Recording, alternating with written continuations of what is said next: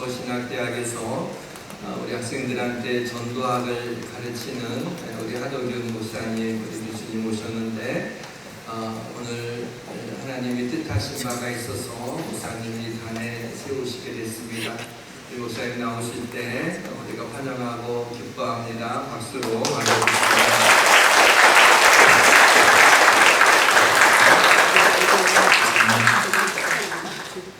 주님 안에서 이렇게 또 뵙게 돼서 반갑습니다. 기억나세요? 반갑습니다. 오늘 우리가 같이 읽은 성경의 본문의 말씀을 가지고 사망에서 생명으로라고 하는 제목으로 말씀을 나누려고 합니다. 하나님은 우리를 사랑하시기 때문에 우리에게 자꾸 좋은 것을 주시기를 원하십니다. 약할 때 우리가 찬양을 고백했지만 강함도 주시고, 그리고 또 우리가 가난할 때 부유하게도 하시고, 있습니까? 우리 그렇게 필요할 때마다 주시는 것이 아니라 우리에게 가장 좋은 것을 주셨는데, 그것은 본질적인 것입니다.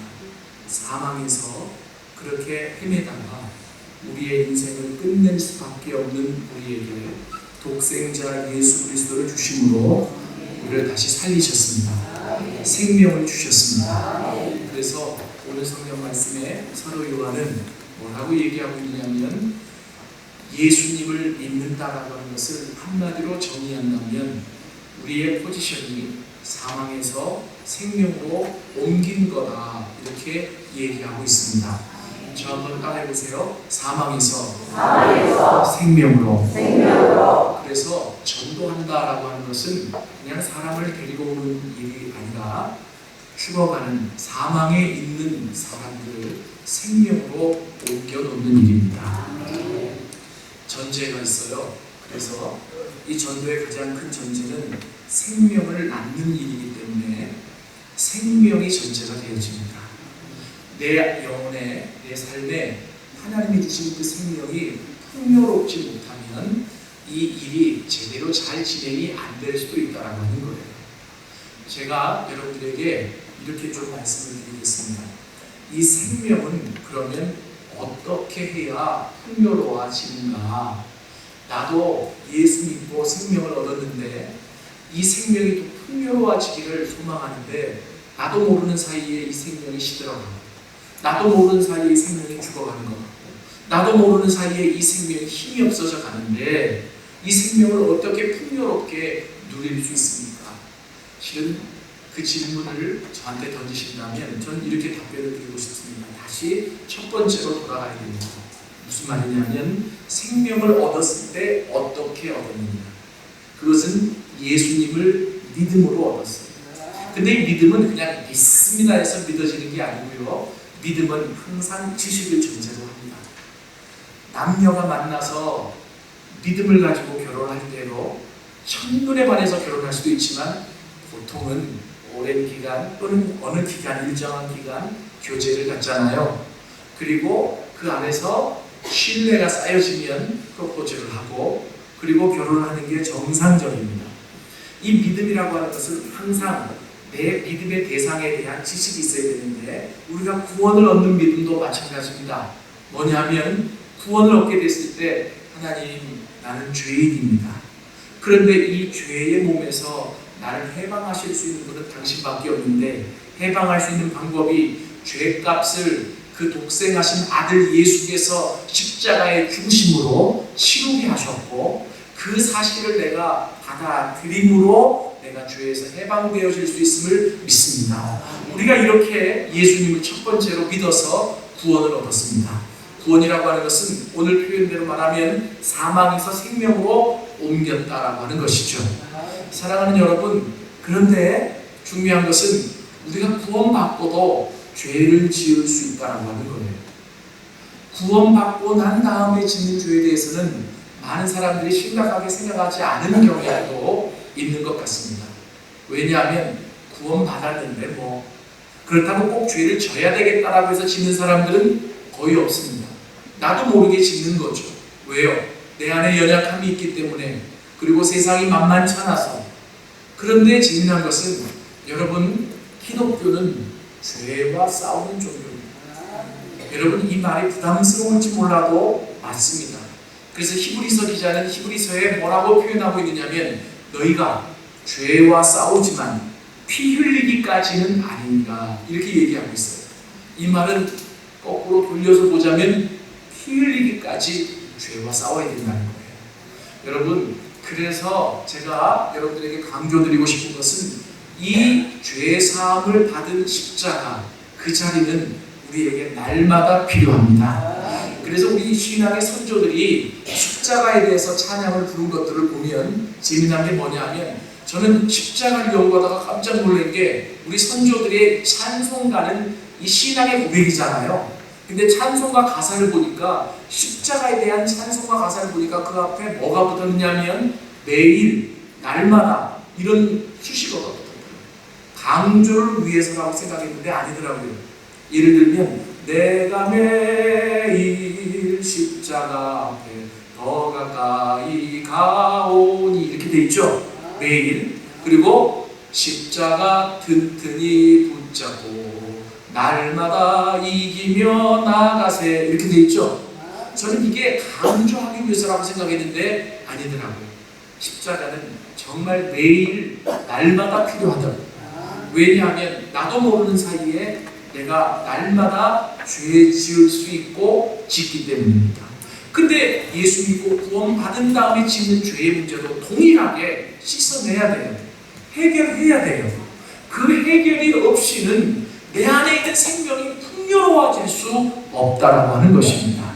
실은 제가 오늘 이 말씀을 가지고 여러분들에게 동기를 부여하고 싶은 것은 뭐냐면 전도가 어렵다, 힘들다, 고생스럽다는 생각은 저도 합니다만 이것이 고생스럽지 않고 힘들지 않기 위해서 자동적으로 되어질 수 있는 방법을 먼저 말씀드리자면 그것이 바로 뭐냐면 내 안에 있는 생명을 풍요롭게 하는 거예요. 믿습니까? 기독교는 살리는 종교입니다. 여러분 죽어가는 것을 살리는 종교가 기독교입니다. 저는 그래서 이것을 깨닫고 난 후에는 설령 학생들을 뭔가 이렇게 훈계를 한다고 치더라도 그 훈계가 살리고자 하는 훈계인데 잘못해서 그 학생이 그것 때문에 상처받고 죽는다라고 한다면 그 훈계는 잘못된 겁니다. 왜냐하면 살리는 게 목적이기 때문에. 믿습니까? 저는 그래서 여러분들에게 정말 말씀드리고 싶은 게 있습니다. 뭐냐면 여러분 내가 예수 믿고 사망에서 생명으로 옮겨진 것에서 끝나지 말고 이 생명의 풍요로움을 이 땅에서 깊이 있게 체험하셔야 합니다. 그때 이 생명이 나를 통해서 자동적으로 흘러가게 돼 있는 거예요. 저는 만약에 전도하기 어렵다라고 한다면 전도하기 어려운 가장 중요한 이유 중에 하나는 바로 뭐냐면 예수님을 알지 못하는 사망의 그늘 안에 있는 그 영혼들을 향해서 뭔가 전도해야 되고 그들을 주님께로 인도해야 되겠다라고 하는 사실은 우리가 다 알고 있습니다. 근데 무엇이 부족하냐면 그들에게 전해줄 메시지가 부족한 거예요. 사형기 외우고 전도 폭발 외우고 그래서 복음에 관한 지식이 머릿속에 있는 것도 중요한데요. 그것을 외우지 않는다고 할지라도 가장 중요한 게 있어요. 그게 바로 뭐냐면 그 사람들에게 내가 경험한 생명의 풍요로움이 있을 때 어떤 말을 하더라도 그 말 안에 생명이 같이 타고 흘러가는 거예요. 그런데 그 생명을 경험한 지가 오래됐거나 아니면 풍요로움이 없을 때 우리는 지식만 남아있게 돼요. 지식은 잘못 전달되어지면 다른 사람을 정죄하는 꼴이 되고 지식은 잘못 전달되면 다른 사람을 판단하는 게 되어지고 지식은 잘못 전달하면 살리고자 하는 사람이 죽어질 수 있는 결과를 낳기 때문에 어렵다라고 하는 거죠. 베드로전서에 보면 베드로 사도가 그 초대교회들을 향해서 이렇게 얘기합니다. 세상이 너희 안에 소망에 관한 이유를 묻거든 대답할 준비를 하고 다니라. 이게 초대교회 전도 방법이었어요. 무슨 말이냐면 여러분 성경에 나와 있는 예수님 시대의 이 이스라엘 사람들은 경제적으로 너무나 밑바닥이었습니다. 1세기 역사가 요세푸스에 의하면 여러분 이스라엘 사람들이 국민의 85%가 거지였대요. 한 끼를 먹으면 그 다음 끼 무엇을 먹어야 될지 모를 정도로 힘들고 어렵게 살았다라고 하는 거죠.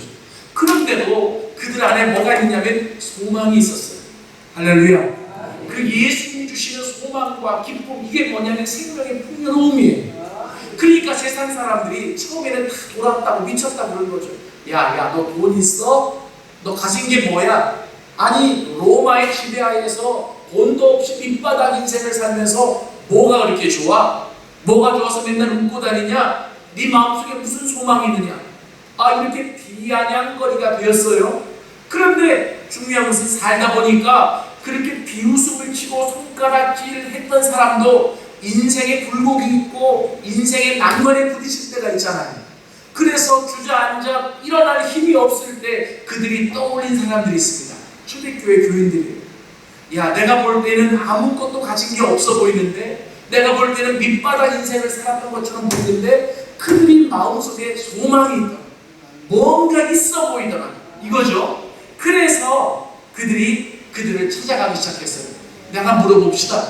그런데 뭐가 그렇게 좋아요? 근데 뭐가 그렇게 당신으로 하여금 있어 보이게 만드는 겁니까? 아니, 세상적으로 가진 게 아무것도 없는데 뭐 그렇게 소망과 평강이 있어 보입니까?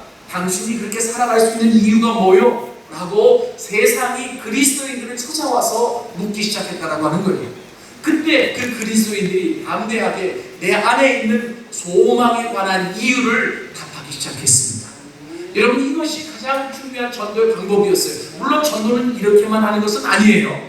그러나 중요한 것은 오늘날 거꾸로 뒤집어 보자면, 내가 세상에 뭔가 나누어 줄 수 있는 소망에 관한 이유가 있을까? 내가 세상에 나누어 줄 수 있는 이 생명의 풍요로움을 전해야 되겠다라고 하는 그 근거가 있을까? 여러분, 이것을 거꾸로 한번 생각해 보시라고 하는 거죠. 그런데 이것은 나누어도 되고 안 나누어도 될 문제가 아니라는 거예요. 옵션의 문제가 아니라는 거예요. 반드시 나누어야 돼요. 왜냐하면 나누지 않으면 죽기 때문에. 여러분, 내가 죽어가는 영혼들을 보고 살릴 수 있는데 살리지 못한다면 어떻게 죄 없다고 하지 않겠습니까? 제가요, 학교에서 전도학을 강의하다가 간혹 이제 이런 얘기를 해요. 제가 쓴 책에도 그렇게 써놨는데, 전도하지 않는 죄에 대해서 좀 얘기를 해요. 그러면 여러분들도 민감하시겠지만 학생들이 굉장히 민감합니다. 그래서 아니, 전도 안 하는 게 죄예요? 이래요. 그 제가 이제 설명을 하자면 꼭 이렇게 설명을 해요. 이게 죄라고 하니까 굉장히 심각하게 느껴지는데, 실은 죄라는 게 뭡니까? 하나님이 계신데 믿지 않는 게 가장 큰 죄고, 그리고 하나님이 하라고 한 것을 하지 않은 게 죄고, 하지 말라는 것을 한 게 죄 아니겠어요? 그러면 그런 기준에서 우리가, 이게 이제 무슨 말이냐면 전도 폭발에 나오는 죄의 정의에 대한 얘기예요. 그런데 그렇게 보자면 실은요, 죽어가는 영혼들, 내가 분명히 예수님을 전하지 않으면, 생명을 전하지 않으면 그들은 그 사망 속에서 헤매다가 한순간은 돈 때문에 행복할지 몰라요. 한순간은 자기가 가지고 있는 것 때문에 만족할지 몰라요. 그러나 예수가 없는 그 영원히 공허한 인생들은 언젠가는 벽에 부딪히고 불고개 속에서 살아가다가 한계를 느낄 때가 있거든요. 그때가 바로 복음을 들고 찾아갈 때예요. 그때가 바로 복음을 들고 그 영혼들을 살릴 때예요.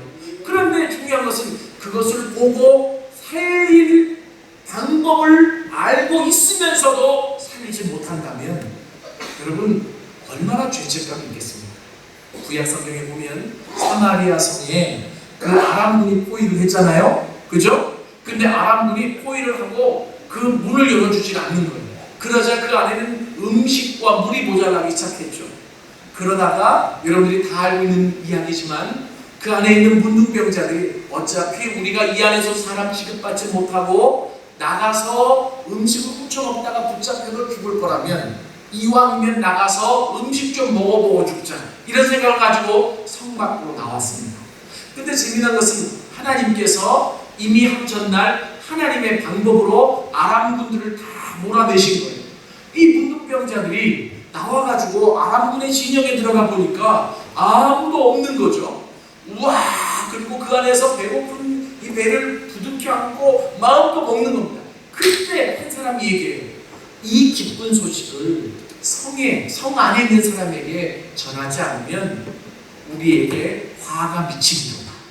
그리고 가서 얘기하는 거예요. 여기에 빵이 있습니다. 여기에 우리를 살릴 수 있는 음식이 있습니다. 그래서 이 선교학자 닐스라고 하는 사람은 이렇게 얘기합니다. 전도라고 하는 것은 빵이 어디 있는 것을 가르쳐주는 게 전도다. 뭐냐 하면 이곳에 오면 살아날 수 있는 양식이 있다라고 하는 것을 가르쳐주는 게 전도다. 믿습니까? 사랑하는 여러분, 제가 그래서 여러분들에게 부탁드리고 싶은 게 있습니다. 뭐냐 하면 우리가 신앙생활하면서 모든 것을 다 갖춰가지고 균형 있게 해야 옳지만 우리도 연약함이 있기 때문에 때로는 한쪽에 치우칠 수도 있고 또 한쪽을 붙잡을 수도 있어요. 하나님 우리의 그런 모습까지 다 아세요. 그래서 때가 되시면 이런 기회를 통해 또 때가 되시면 어떤 환경을 통해 우리의 부족한 부분의 균형을 잡아주시기를 원하시는 것 같아요. 훌륭한 하나님의 사람들은 하나님이 주시는 그 사인들을 바로 붙잡는 사람들인 것 같습니다.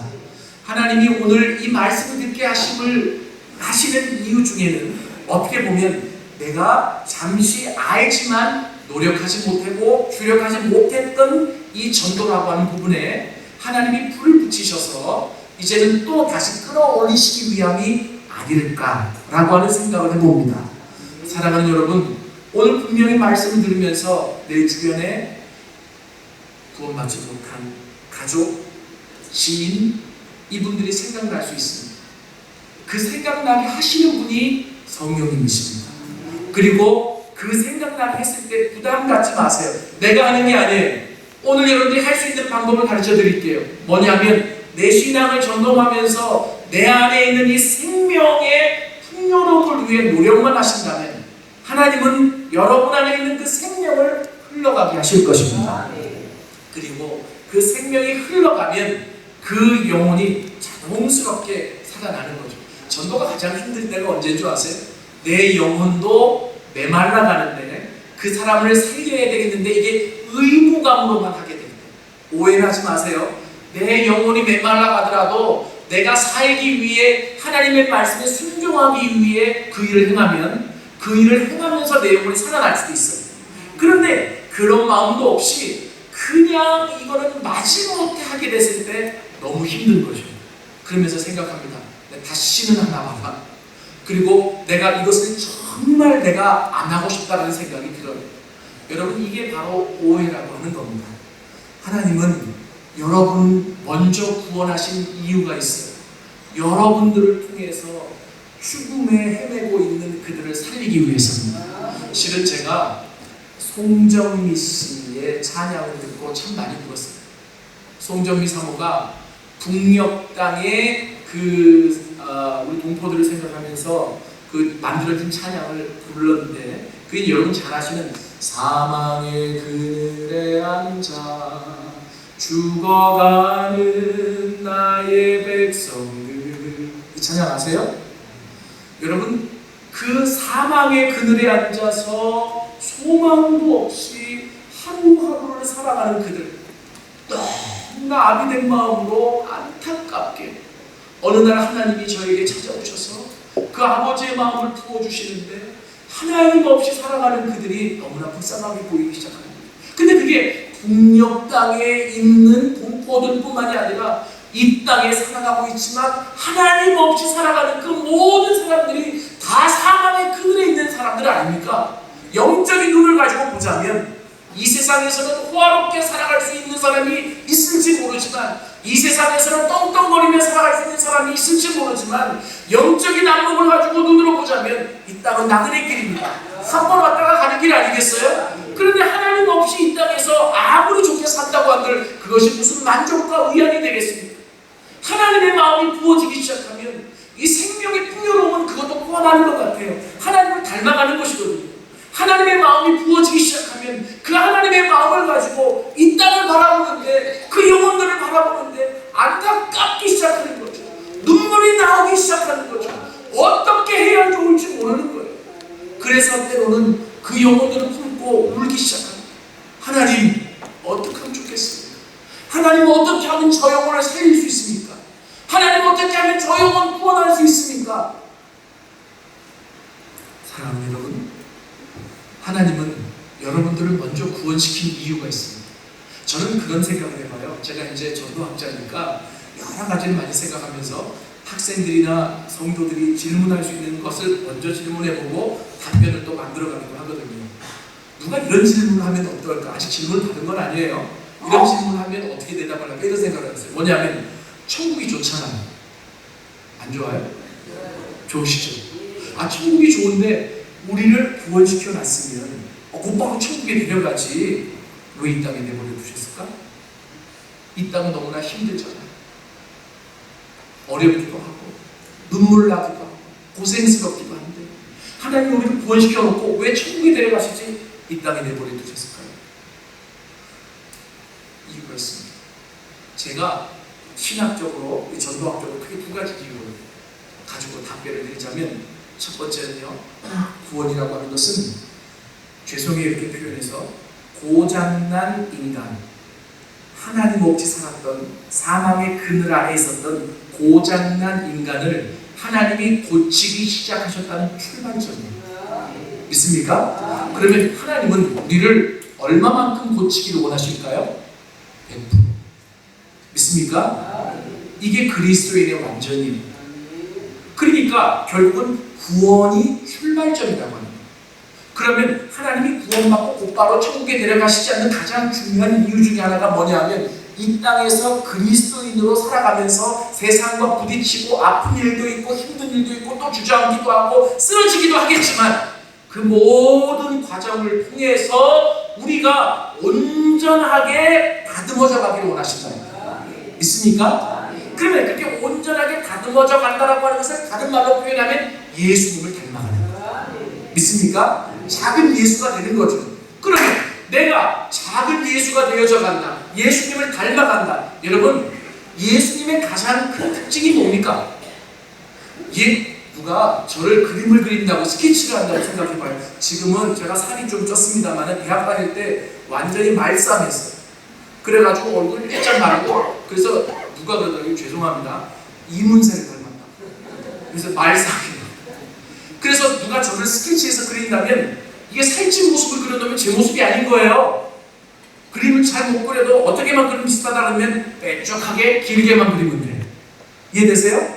제가 왜 이런 말씀을 드리냐면, 예수님을 닮아갔다고 하는데 도대체 뭐가 다른 건지 모르겠어요. 도대체 무슨 닮아갔다고, 무슨 뭐가 다른 거냐? 그럼 예수님의 가장 큰 특징이 뭐냐?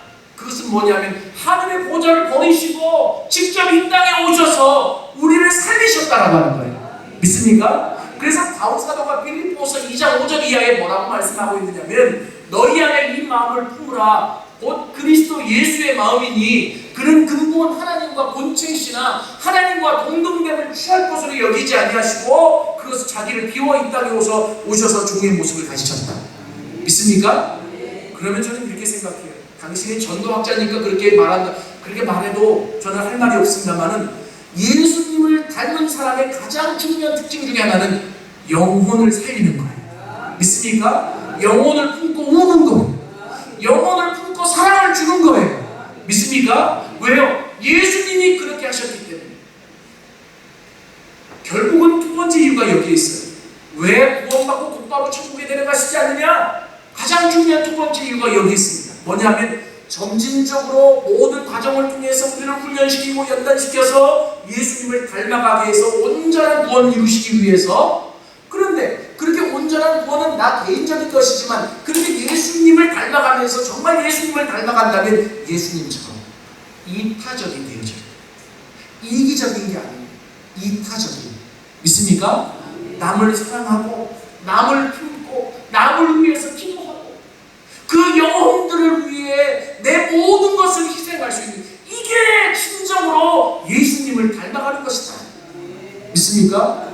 여러분, 하나님은 여러분들에게 그런 기대를 갖고 계십니다.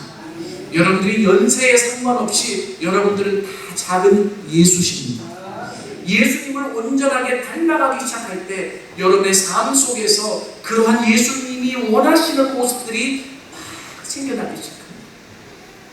제가요, 한참 막 전도하기 시작했을 때 그때 나왔던 노래 중에 하나가, 세상 모든 민족이 구원을 얻기까지 쉬지 않으시는 하나님. 이 찬양 알죠?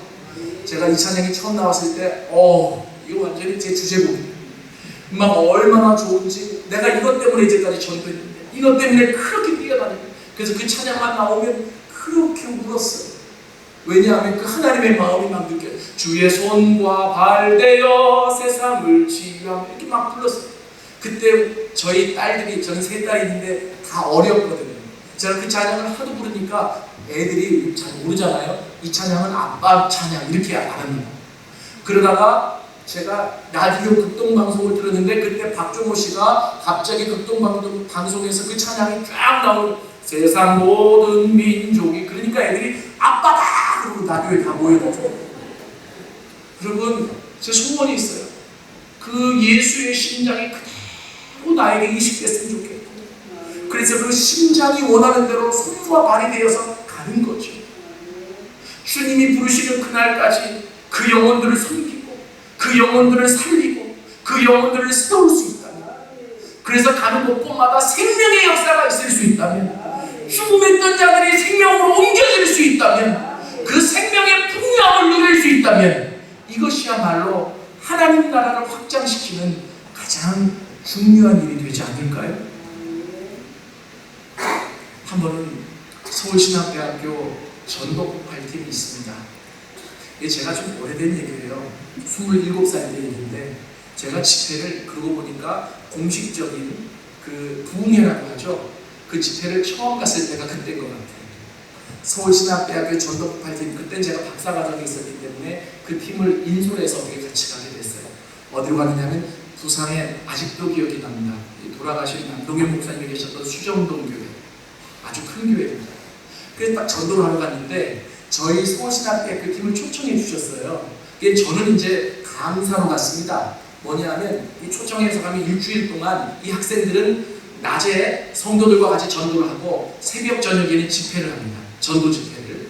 그때 제가 이제 전도학 박사과정에 있었고 계속 전도하는 사람이었기 때문에 강사로 가게 됐어요. 이제 딱 서울시내 한 40명 데리고 부산에 딱 6시간 차를 타고 도착을 했는데, 이 교회 앞에 봤더니 프랜카드가 딱 걸려져 있어요. 어떤 프랜카드냐면 환영, 서울신학대학교 전도폭발팀을 환영합니다. 실은 저는 전도폭발이라는 말 자체를 처음에 그 학교 들어가서 싫어했거든요. 북한도 아닌데 뭐 폭발이야, 막 이런 단어가 너무 싫었어요. 그런데 뭐 모음이 들어가면 폭발 같은 역사가 이게 뭐 수긍하겠다. 이제 그리고 이제 제가 훈련을 받고 인솔하는 단계까지 가게 됐는데요. 그래가지고 큰 교회에서 이제 초청을 했으니까 기대를 갖고 얼마나 큰 역사가 일어날지. 그래서 이제 월요일날 저녁에는 저녁 집회를 하고, 화요일날 새벽에 집회하고, 화요일날 낮부터 이제 뭘 하는 거냐면 전도를 하는 거예요. 그런데 저녁에 도착해서 저희가 저녁을 먹고 권사님들이 해주셔서, 그리고 저녁 집회를 딱 참석했는데 그 큰 교회에서 성도들이 30명도 참석 안 한 거예요. 그게 너무 신나게 되잖아요. 그래서 이제 전도폭발의 대장이 있는데, 대장하고 저하고 권사님들에게 여쭤봤죠. 아니, 저희들을 초청해놓고 전도 집회에 또 불을 붙여야 되는데 어떻게 교인들이 30명도 참석을 안 하셨어요? 물어봤어요.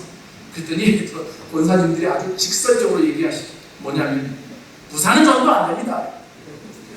예? 부산은 전도 안 됩니다. 왜요? 여긴 일본하고 가까워서 남녀 호랑개교 4대째 집안이 살고 있고, 그리고 터전적으로 불교가 강하고, 그리고 해양지대이기 때문에 미신이 강하고, 지난주에도 CCC에 거지 전도팀이 다녀갔는데 저는 못합니다. 우리 목사님이 전도를 하도 강조하니까 이번에 서울미친대팀을 또 불렀는지 모르지만 부산은 전도 안 됩니다. 우리가 밥을 해주기 위해서 왔지 10배 참석하기 위해 온 게 아닙니다. 낙담이 돼요. 저는 그 팀하고 같이 다니면서, 이 팀이 가면 기본적으로 10명을 만나잖아요, 하루에. 예수 믿고 결신한 자들이 60% 이상입니다. 어디를 가는지. 왜냐면 훈련된 사람이. 그래서 믿었어요. 한번 두고 봅시다.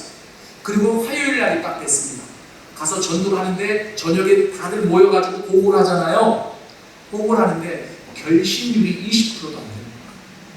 그러니까 다들 풀이 죽어가요. 그러면서 권사님들 그거 봐라 부산 안 된다 괜찮아. 아니 도와주셔야지. 근데 해먹는 것도 아니고 큰일 났어요. 그래서 제가 전도폭발 대장과 임원들을 불렀어요. 그리고 제가 한마디 했습니다. 강사기 때문에 부산엔 전도가 안 될까요? 한번 신앙적으로 대답을 해보세요. 여러 환경 요인이 있지만 그래도 복음의 능력이 있으니까 됩니다. 다들 이렇게 대답을 해요. 그래서 제가 했죠. 근데 왜 오늘 안 됐을까요? 우리가 어느 지역을 가도 기본적으로 첫날 60% 이상 되고 마지막 날 가면 80% 이상의 결심이 있는데 왜 안 됐을까요? 그랬더니 그분들이 글쎄요. 그래서 제가 그랬어요. 우리 정확한 이유를 알 수 없기 때문에 제 마음에 하나님이 감동을 주셔서 얘기하는데 대원들에게 전달하십시오. 오늘 밤 하나님이 원하시는 마음을 주시면 철회하십시오. 하나님이 원하는 마음을 주시면 금식하십시오. 복음이 능력 있는데 능력 있는 복음을 능력 있게 전하기 위해 우리가 다 준비하십시오. 그리고 선포를 했어요. 그랬더니 저녁에 이 사람들이 굉장히 뜨거운 사람들이에요. 밤에 잠을 자지 않고 금식을 하면서 주여 부산 땅을 변화시켜 주옵소서, 주여 부산 땅을 변화시켜 주옵소서 난리가 난 거예요. 그리고 수요일날 전도 나가는데 역시 교인들이 안 모였어요. 그런데 우리는 이제 똘똘 뭉친 거죠. 그런데 오신 분들 가운데 장로님이 한 분 계셨는데 이제 성도들이 관계 전도를 중심으로 가기 때문에 전도를 누구를 해달라고 이제 적어내는 거예요. 그리고 배우들하고 같이 가는데 이 장로님이 나는 강사님하고 가란다 이래요. 굉장히 강사가 부담스럽습니다. 왜냐하면 제가 전도 기계가 아니잖아요. 어디 간다고 다 전도가 되는 게 아닌데 강사하고 가겠다고 하니까 막 부담스럽더라고요. 그래서 제가 그 장로님께 여쭤봤어요. 어떤 분이신데요? 그랬더니 우리 친구가 진주에서 목회를 하는데 그 동생인데 얘가 사업을 슈퍼를 하는데 몫이 좋아가지고 사업이 잘 되니까 식사 직분까지 받고 교회를 안 다닌다. 그래서 그 친구 때문에 새벽마다 오면서 기도하는데 서울에서 전도 잘하는 사람 다 데려갔는데 다 퇴짜고 이제는 강사님밖에 안 남았습니다. 얼마나 부담이 되겠어요. 나는 가기 싫어요. 그런데 나하고 꼭 가야 되겠다는 거예요. 근데 어젯밤에 제가 선포를 했잖아요. 금식하고 철회하고 하나님이 마음을 주시면 자율적으로 기도하라고. 그래서 가자고. 그리고 갔어요. 그런데 제가 가면서 장로님에게 그렇게 부탁을 드렸습니다. 장로님 하나 부탁이 있습니다. 저를 위해서 기도해 주십시오. 제가 전도를 잘하나 못하나 보지 마시고 이건 심각한 영적인 전투입니다. 그렇기 때문에 저를 위해서 기도해 주십시오. 그리고 딱 갔어요. 여러분 슈퍼에 가서 전도를 하려면 어떤 기도를 해야 될까요? 일단은 복음을 전해야 되잖아요. 우리는 전도 지주고 그런 전도가 아니라 복음을 전해야 되니까 어떻게 전도해야 될까요? 손님이 안 와요. 그래서 정말 미안하지만 어떤 기도를 했냐면 주님 이 영혼을 위해서 딱 20분 정도만 손님이 안 오고 왜냐면 기도가 구체적이어야 응답이 있잖아요. 그래서 딱 갔더니 여기 주인이 있어요. 봐라 내가 강사님 모시고 왔다. 네 좋은 소리 한번 들어라. 이러고 나한테 붙이니까 이분이 왔어요. 그래서 제가 부담 갖지 마시고 장사하세요. 그런데 저랑 한 가지만 약속합시다. 뭡니까? 혹시 손님이 안 오시고 혼자 계시는 시간이면 내가 기다릴 테니까 저한테 시간 좀 내주실 수 있겠어요? 그러자 이분이 자신 있게 네! 그러시더라고요. 왜냐하면 그런 일이 없을 거니까. 몫이 너무나 좋아요. 그래서 대답을 했고 약속했기 때문에 우리는 장로님하고 저쪽에 가서 기도하기 시작해요. 주님, 손님을 막아주십시오. 20분간 손님을 막아주십시오. 완전히 기도했는데도 한 10분, 15분 지나니까 손님이 끊기기 시작합니다. 진짜 기도가 응답되니까 머리가 쫙 쓰더라고요. 그래서 손님이 뜨문뜨문해질 때 제가 주인에게 얘기했습니다. 저랑 약속한 거 기억하고 계시죠? 네. 그러다가 손님이 끊겼어요. 잠깐만 오시죠. 그랬더니 이분이 마지막에 약속해 주니까 왔어요. 저는 이 끊김 자체가 하나님이 역사하신다는 사실을 알고 있었습니다. 그리고 나서 자신있게 빨리빨리 이 복음의 핵심을 전하기 시작했어요. 집사 직분까지 받고 신앙생활을 하셨던 분이기 때문에 근본이 뭔지를 알고 있습니다. 이 복음을 전하는데 갑자기 이분이 쭉 울기 시작해요. 그러면서 20분이 채 되지 않았는데 예수님을 당신의 삶의 구주와 주님으로 모시겠습니까? 이 땅에서 아무리 돈을 많이 벌어도 생명이 없으면 다 소용이 없을 수도 있습니다. 예수 그 생명 소유해야 됩니다. 그랬더니 이분이 예수님을 영접하게 됩니다. 그래가지고 감격적으로 예수님을 영접해서 그러자 옆에 장로님이 와, 강사님이 다르다고. 이건 강사가 그렇게 된 게 아닌데. 그러고 나서 주일날 일부 예배를 먼저 드리고 장사를 하더라도 일부 예배부터 드리고 하기로 약속을 하고 딱 나오는데 이분이 갑자기 저를 듣죠. 목사님, 그냥 가시면 안 됩니다. 왜 그렇습니까? 그랬더니 이분이 하는 말이 우리 남편도 전도해 주십시오. 남편이 어디 있습니까? 목사님 오신다는 소리 듣고 저 커튼 뒤에 숨었습니다. 커튼을 딱 걷었더니 남편이 머리를 극적극적하면서 나왔는데 그러면서 내가 뭐라고 말도 안 했는데 먼저 뭐라고 하시냐면 목사님 저는 못 믿습니다. 왜요? 저는 오파상이라서 일본을 왔다 갔다 했는데 주의를 못 지킵니다. 상관없습니다. 그 오파상을 왔다 갔다 하는 배 안에서도 예배드리는 곳이 있을 겁니다. 중요한 것은 지금 당신이 죄인이라는 것, 그리고 죄는 예수님을 통해서 해결받을 수 있고 오로지 예수님을 통해 생명을 얻을 수 있다는 사실을 인정하고 받아들이십시오. 다 들으셨잖아요. 네, 기도하시겠습니까? 기도를 했어요. 그래서 갑자기 원치 기대하지 않았던 분까지 전도를 해가지고 교회로 돌아가는데 감사가 전도를 했으니까 열매를 했으니까 기쁘잖아요. 돌아가서 빨리 우리 대원들에게 알려야 되겠다 하고 교회로 갔더니 교회는 더 난리가 났어요. 어떤 난리가 났느냐면 남녀 호랑개교 3대 4대가 돌아오고 그리고 불교 3대 4대가 예수님 영접하고 돌아오고 그래서 우리 대원들이 불경 목탁을 가지고 산쪽에서 뜨고 부수고 난리가 났어요. 그러자 그 부산에 사는 권사님들, 집사님들이 부산도 전도가 되네 이러시더라고요. 그러면서 그 다음날 사람들이 몰려들기 시작했어요. 그 복음의 능력을 보고 생명의 역사가 일어나는 것을 보고 교회가 다시 일어나기 시작하더라고요. 사랑하는 여러분, 이 놀라운 역사가 여러분 가운데 있으셨겠지만 또 다시 일어날 수 있기를 원합니다. 다시 불타게 일어날 수 있기를 원합니다.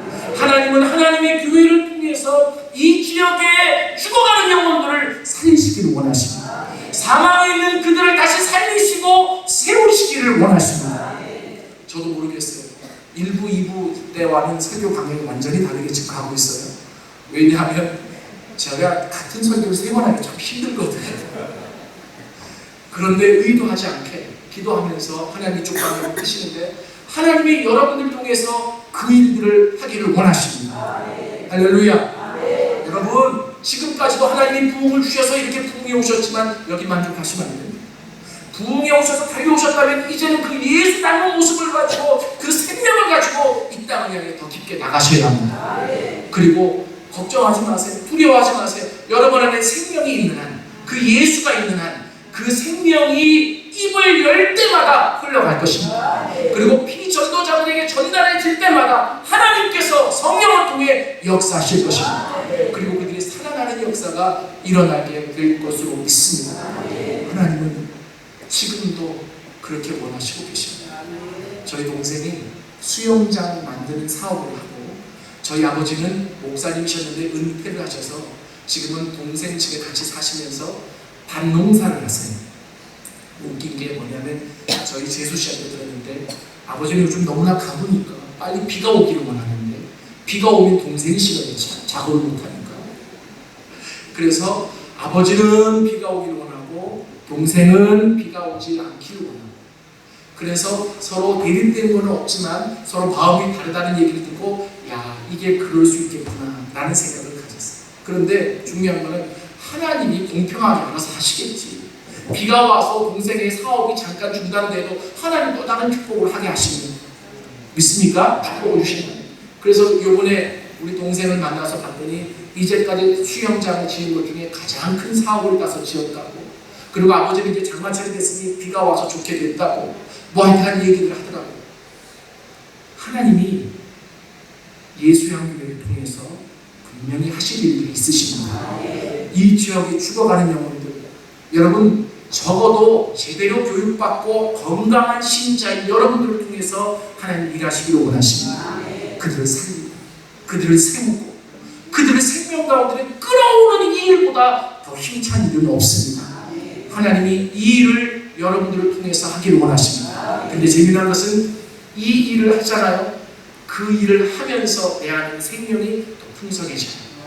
더 풍성해지면서 예수님을 닮아가게 돼 있어요. 여러분, 예수를 믿으면서도 사망에 사로잡힌 자가 되지 않기를 원합니다. 이 사망이라고 하는 것은 늘 올 때 증상들이 있어요.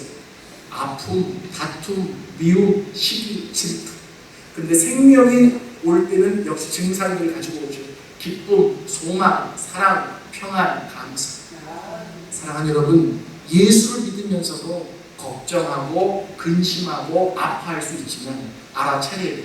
이거 마음을 더 주다가는 사망이 나를 온전히 지배하겠구나. 다시 십자가 앞으로 나오십시오. 그리고 죄의 사함을 받고 예수의 생명으로 풍요롭게 되어질 수 있는 여러분들이 되어질 수 있기를 원합니다. 그리고 그 생명을 나누어 주십시오.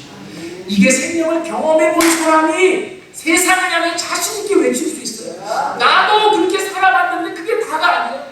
예수님 안에 이 생명이 있어. 예수님 안에 이 소망이 있어. 예수님 안에 이 기쁨이 있다고. 이것을 같이 한번 누려보자. 여러분, 이 단순한 말에도 생명이 흘러갑니다. 그래서 전도는 방법으로 하는 게 아니에요. 생명을 경험해 본 사람, 복음 안에서 그것을 자유롭게 나누는 일입니다. 이 놀라운 일이 더운 여름, 여러분들 교회 안에 활발하게 있어져 하나님의 영광 받으시고 여러분에게도 큰 기쁨이 되어질 수 있기를 원합니다. 기도하겠습니다. 살아계신 주님, 오늘 3부 예배에 나와서 말씀을 듣는 우리 성도님들을 기억하여 주옵소서. 예수님 때문에 생명을 얻은 자이지만 이제는 그 생명을 더 풍성히 누리기를 원합니다. 예수님이 이 땅에 오신 목적을 요한복음 10장 10절에서 양들로 하여금 생명을 얻게 하고 그 생명을 더 풍성히 누리게 하기 위함이라고 말씀해 주셨습니다. 주님, 생명을 얻은 데서 만족하지 않게 하시고 그 생명을 더 풍성히 누리며 예수 닮아가는 자들이 되게 하시옵소서. 그리고 그 누린 것이 너무나 기쁘고 감사해서 사망의 그늘 속에 있는 자들을 하나님의 시각으로 바라보며 그들을 향해 아파하는 마음을 주시고 그들을 향해 울 수 있는 마음을 주시고 그들을 향해 달려가 생명을 전할 수 있는 마음을 허락하여 주시옵소서. 내 안에 생명이 있을 때 생명을 나눠주는 일은 너무나 쉬운 일이기 때문에 그렇습니다. 주님, 예수의 향교회에 이 놀라운 일들이 이제 오늘을 시발적으로 다시 또한 불붙여질 수 있도록 주님 역사하여 주시옵소서. 주님 앞에 모든 것을 부탁드리며 예수님의 이름으로 기도를 했습니다.